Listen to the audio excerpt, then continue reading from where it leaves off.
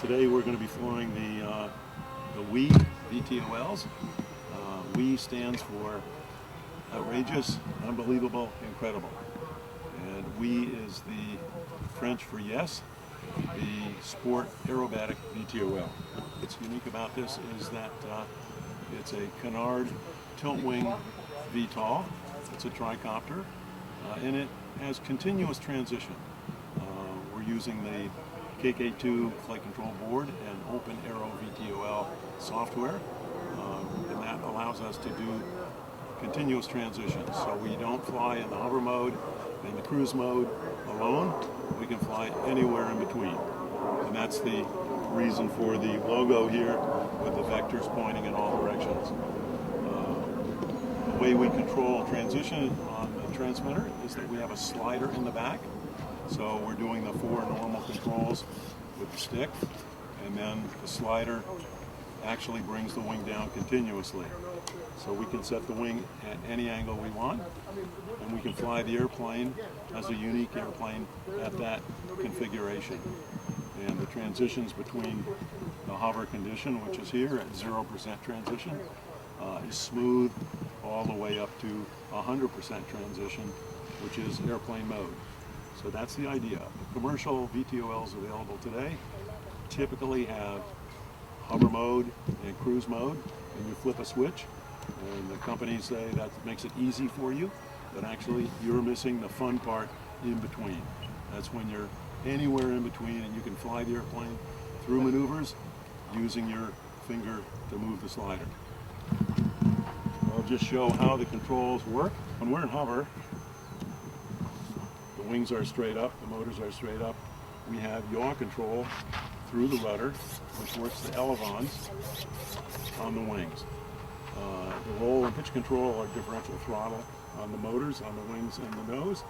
And as we move into cruise mode, 100% transition, now we have normal airplane controls, aileron, elevator down, and rudder is differential throttle of the 2 rear motors. And so that's how the aircraft works. In between, at any intermediate transition position, we have a mixture of controls. So I have elevator again,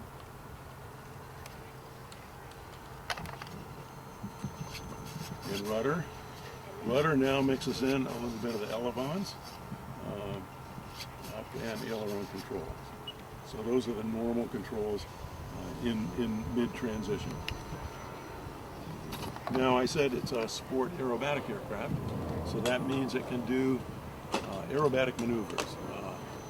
It's not a highly aerobatic airplane, but it can do loops and rolls and inverted flight, Cuban-8s, and that sort of thing. But there's some other unique features about the canard configuration. It's a tilt wing, which means in hover, if there's any wind, it's going to blow against the wing, and I automatically have to tilt the wing to counteract that wind.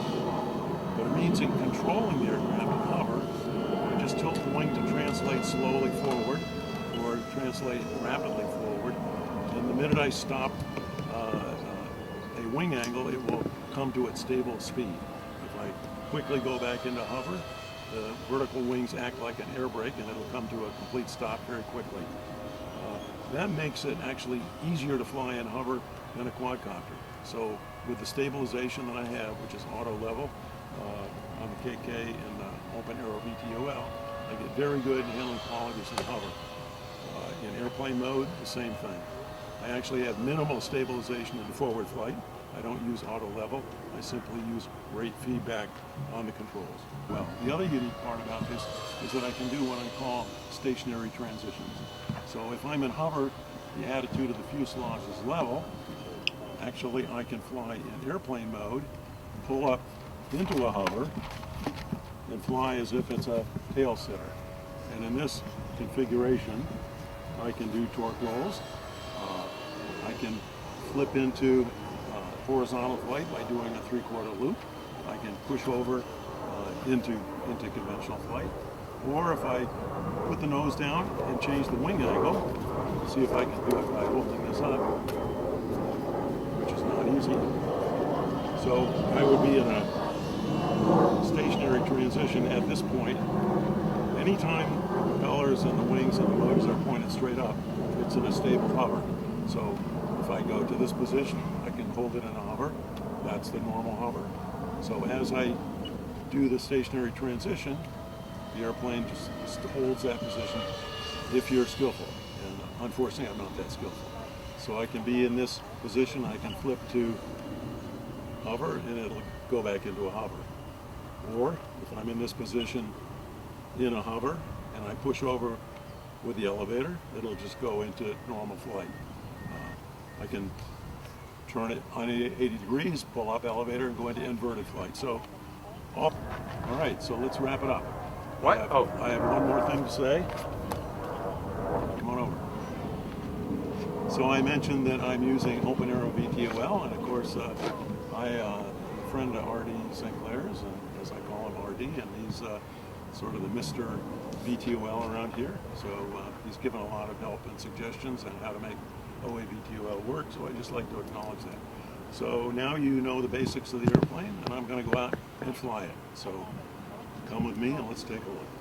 Thank you. Very good. Truly amazing, sir. Thank you.